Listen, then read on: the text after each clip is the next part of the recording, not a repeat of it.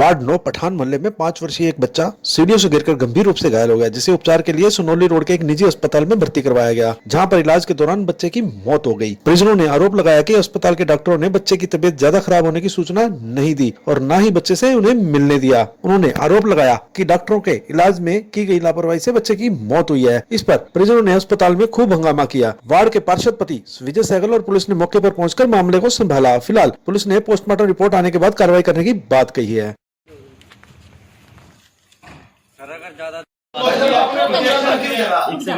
उनके परिवार की संतुष्टि तो करो कम से कम। 10 बज रहा है ने रात को 9 बजे इनको ये बोला है, हाँ भाई बच्चे के पास डैडी सोना चाहिए, डैडी नहीं सोना दिया। मम्मी बैठनी चाहिए, मम्मी नहीं बैठने दी। पूरा हमारा मोहल्ला आया, पूरा रिश्तेदार आए, दूर दूर से आए, कोई भी बैठने नहीं दिया। ये अंदर ही नहीं जाने दिया। ये उसकी ताई है। हम ठीक है मार्कनों के अभी आपका बच्चा ठीक है, अभी आपका बच्चा ठीक है, रिपोर्ट आ जाएगी। और इसने फिर इन्हों बोला अगर 8 बजे आइयो, 7 बजे आइयो, ये नु कर दे रहे और बार ला रहे, दिन दे रहे। डॉक्टर का आने का समय है 5 बजे। नर्स ने बोला है 5 बजे डॉक्टर आ जाएगा।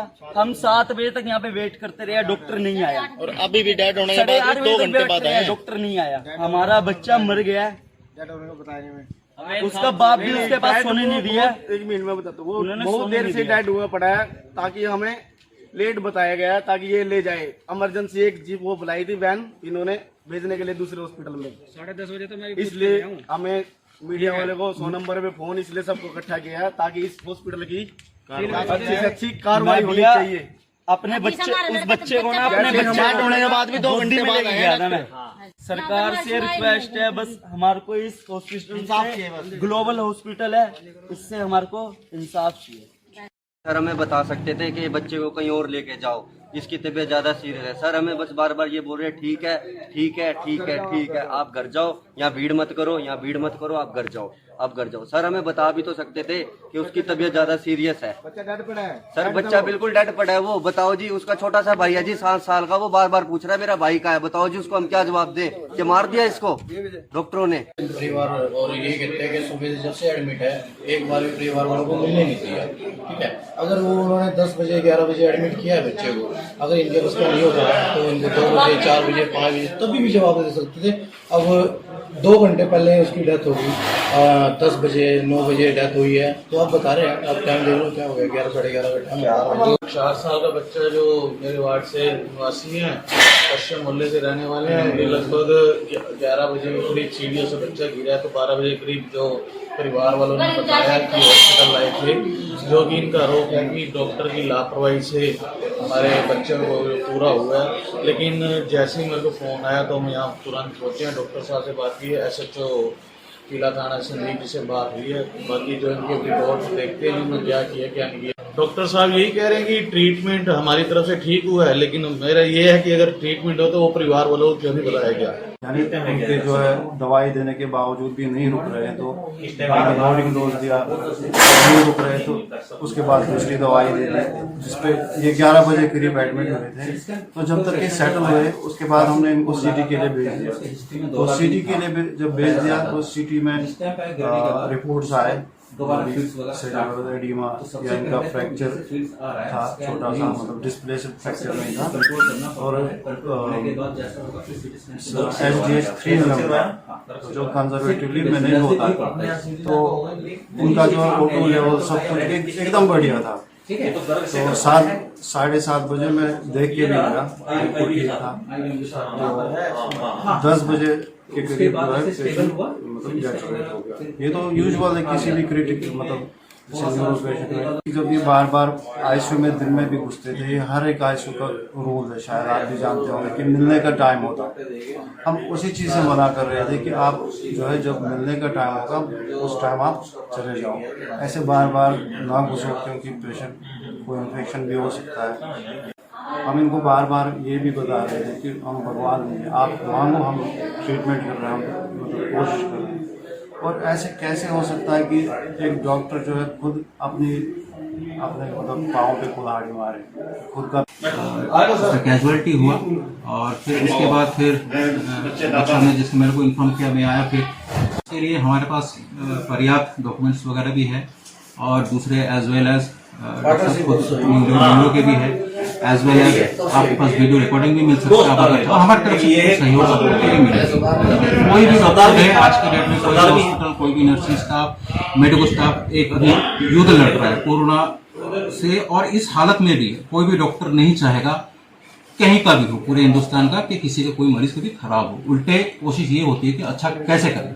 एसपी साहब और एसएचओ साहब से बात हुई है, उन्होंने पोस्टमार्टम के लिए बोला है, जो कि अगर परिवार वालों की अनुमति में देते हैं तो पोस्टमार्टम से दूध का दूध, पानी का पानी निकल जाएगा। और जो मेरी नॉलेज में अभी एक और चीज आई है, डॉक्टर जो इन्होंने एक वास्तु बताया है, उससे ही पता लग जाएगा कि वो इस ट्रीटमेंट का इलाज कर सकता था, नहीं कर सकता। और सबसे बड़ी बात जो मेरे संज्ञान में एक और मामला है कि इन्होंने बिना अनुमति के, जो कि हॉस्पिटल का एक रूल है, बिना अनुमति के इन्होंने उस बच्चे का ट्रीटमेंट कर दिया। इसके खिलाफ, हॉस्पिटल के खिलाफ प्रशासन को कार्रवाई करनी ही चाहिए, जो कि इनने महानिकम्या और हॉस्पिटल और सभी जो कि हमारे डॉक्टर भगवान का रूप है, उनको बदनाम करने की कोशिश की है। इन पर कार्रवाई होनी चाहिए, मैं तो ये कहूँगा। लॉकडाउन में श्रमिकों पर आए खाने के संकट को देखते हुए कई सामाजिक संगठन जरूरतमंद लोगों की मदद के लिए आगे आकर खुद ही प्रशासन के सहयोग के बिना खाने की व्यवस्था कर रहे हैं। कोरोना महामारी के आने के बाद जरूरतमंद बेसहारा लोगों पर आए खाने के संकट को देखते हुए पुलिस भी ऐसे परिवारों की खुद अपने पैसों से मदद करने में पीछे नहीं हट रही। महिला थाना प्रभारी किरण ने भी ऐसी कॉलोनी में पहुंचकर खाने के पैकेट बांटे। वहीं मॉडल टाउन चौकी प्रभारी अतर सिंह ने भी ऐसे परिवारों को राशन वितरण किया। उधर आज डीएसपी मुख्यालय सतीश वत्स ने सहयोग टीम के साथ विद्यानंद कॉलोनी में पहुंचकर सैकड़ों लोगों को खाने के पैकेट और बच्चों के लिए दूध वितरित किया। देखिए खास रिपोर्ट। सेवा दल सेक्टर 11-12-15 हॉस्पिटल के पीछे से हर रोज 4000 से लेके 4200 पैकेट सुबह और 4500 पैकेट शाम को अलग अलग जगह पे, अलग अलग वार्ड में दिए जा रहे हैं। पीछे हम वार्डों में एमसीओ को दे रहे थे, हमें पता चला एमसीओ ने पर्चियां बना दी हैं अपने वोटर बैंक के लिए। हमने उनको देना बंद करके हम खुद जा रहे हैं, उन्हीं के एमसीओ के थ्रू उन्हीं की गलियों में बंटवा रहे हैं। कोई प्रशासन की ओर से सहयोग मिल रहा है? प्रशासन की ओर से विज साहब जी कल कुछ फूड दे, कच्चा राशन दे गए थे। अब ये नहीं पता वो कहाँ से आया था, लेकिन विज साहब जी के थ्रू जरूर आया है, कुछ राशन जरूर आया है। बाकी जितने भी हमारे व्यापारी संगठन के लोग लगे हुए हैं, सब डेली का दे रहे हैं। लगभग 60 से लेकर 80 हज़ार पे डेली खर्चा है। कई संस्थाएं 14 के बाद छोड़ चुकी हैं, ये आप भी जानते हो, हम भी जानते हैं, लेकिन हमारी संस्था लगी हुई है कि जब तक आखिरी मौके तक लगे हैं तब तक लगे रहेंगे।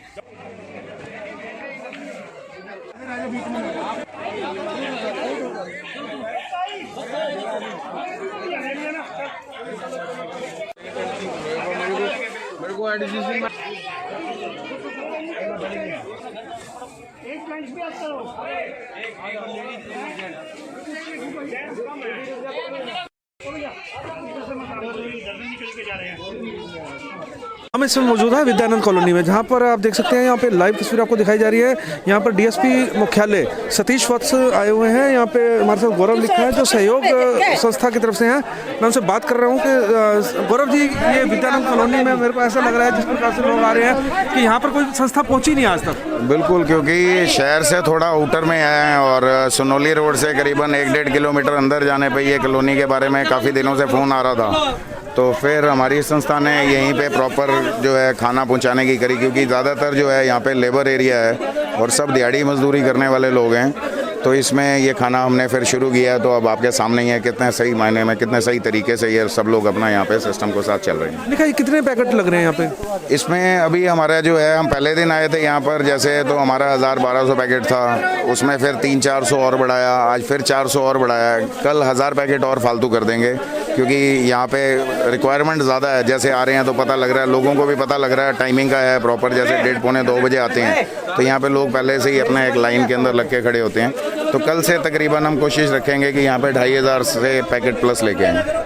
तो जिस प्रकार से यहाँ पे इससे महसूस भी यही हो रहा है कि अभी तो कोई संस्था यहाँ तक पहुँची नहीं है। लोग दावे तो बहुत कर रहे हैं कि हम बांट रहे हैं, लेकिन यहाँ तक कोई नहीं पहुँचा। जी, कैसे पता लगा आपको ऐसी जगह पे? यहाँ के कुछ साथी हैं, उनका फ़ोन आया था कि आप इधर उधर खाना जैसे बांट रहे हैं। तो यहाँ पे कई संस्थाओं को जैसे उन्होंने कांटेक्ट किया, तो सब अपनी अपनी जगह पे लगी हुई हैं सभी संस्थाएं, क्योंकि पहले दिन से जहाँ लगे हुए हैं वहाँ पे हर आदमी प्रॉपर उसी लोकेशन को फीड कर रहा है। तो जैसे यहाँ पे आया तो फिर हमने कोशिश यही करी कि बजाय कि एक ही जगह पे आएँ और वहाँ पे लगभग जितने लोगों तक पहुँच सके, तो वो करने के बाद ये जैसे खाना है, छोटे बच्चों के लिए दूध है, बिस्किट है, तो छोटे बच्चों को दूध दिया जा रहा है और जो बड़े हैं उन सब के लिए खाने के पैकेट्स रेडी होते हैं। कौन सी संस्था के थ्रू? सहयोग परिवार।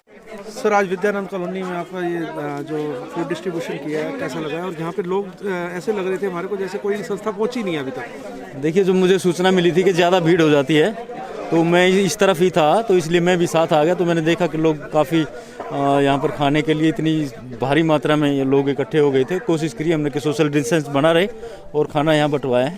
तो मुझे लग रहा है कि ये यहाँ तक हमारी संस्थाएं बहुत कम पहुँच पा रही हैं। तो मैं बात करूँगा कि यहाँ भी खाने की पूर्ति लगातार रहे। जैसे कमिश्नर साहब देख रहे हैं, तो मैं कमिश्नर साहब से बात करूँगा कि यहाँ भी लगातार पूर्ति रहनी चाहिए खाने की, क्योंकि सारी लेबर कॉलोनी है ये। पानीपत पुलिस अधीक्षक मनीषा चौधरी ने आज फिर नाकों का निरीक्षण कर लॉकडाउन स्थिति का जायजा लिया। उन्होंने नाकों पर तैनात पुलिसकर्मियों से कुशल क्षेम के बारे में जानकारी लेकर उनका हौसला बढ़ाया। वहीं उनके खाने पीने का सामान सही समय पर पहुंच रहा है या नहीं, इस बारे में भी पुलिसकर्मियों से जानकारी ली। इस दौरान उन्होंने इसराना व मतलोडा अनाज मंडी का भी दौरा कर संबंधित अधिकारियों व मंडी एसोसिएशनों के प्रधान से सुविधाओं का जायजा लेकर सोशल डिस्टेंसिंग बनाए रखने के निर्देश दिए। पुलिस अधीक्षक मनीषा चौधरी ने लॉकडाउन 3 मई तक बढ़ने के बाद वीरवार को एक बार फिर थाना शहर, थाना इसराना, थाना मतलोडा व थाना मॉडल टाउन क्षेत्र में लगाए गए नाकों और लॉकडाउन स्थिति का जायजा लिया। उन्होंने बस स्टैंड, लालबत्ती चौक, संजय चौक, गुहाना रोड, NFL शाहपुर, मतलोडा चौक, नारा, असंद रोड चौकी नाका सहित रामलाल चौक पर लगाए गए नाकों का निरीक्षण किया। उन्होंने कहा कि जिस समय तपती धूप में लोग घरों में आराम कर रहे हैं, उस समय हमारे पुलिस के जवान लोगों की हिफाजत के लिए हर सीमा चौक चौराहों पर मुस्तैदी के साथ खड़े हैं। उन्होंने कहा कि जान की परवाह किए बिना 24-24 घंटे की ड्यूटी कर रहे पुलिस के जवान आम लोगों की सुरक्षा के लिए हैं। पानीपत में जिस प्रकार से प्रथम चरण में लॉकडाउन में लोगों ने घरों में रहकर अपने दायित्व को निभाया, ठीक उसी प्रकार 3 मई तक बढ़ाए गए लॉकडाउन में भी अपना सहयोग देना होगा। उन्होंने अपील करते हुए कहा कि यह लॉकडाउन लोगों की भलाई के लिए है, इसलिए इसकी गंभीरता को समझे और घरों में रहें। लोग अनावश्यक रूप से घरों से बाहर रहकर न केवल स्वयं को बल्कि दूसरों को भी खतरे में डाल रहे हैं। यदि कोई व्यक्ति लॉकडाउन की अनुपालना नहीं करता तो उसके खिलाफ पुलिस द्वारा सख्त कानूनी कार्रवाई अमल में लाई जाएगी। इस दौरान उनके साथ उप पुलिस अधीक्षक संदीप कुमार, विजेंद्र सिंह, पूजा डाबला व सभी अपराध शाखा व संबंधित थाना के प्रभारी मौजूद रहे। आज हमने मतलौडा इसराना एरिया का दौरा किया है। वहाँ पे जो सब्जी मंडियों में 20 तारीख से गेहूं की जो खरीद शुरू होनी है, उसके बारे में जानकारी ली है। वहाँ किस तरह की क्या सुरक्षा प्रबंध करने हैं, उसके बारे में भी संबंधित SHOs को दिशा निर्देश दिए हैं। और हमारे जो आउटर नाके लगे हुए थे, जो हमारे इंटर डिस्ट्रिक्ट, इंटर स्टेट के नाके लगे हुए, उनको भी हमने चेक किया है कि वहाँ पे व्यवस्था कैसी है।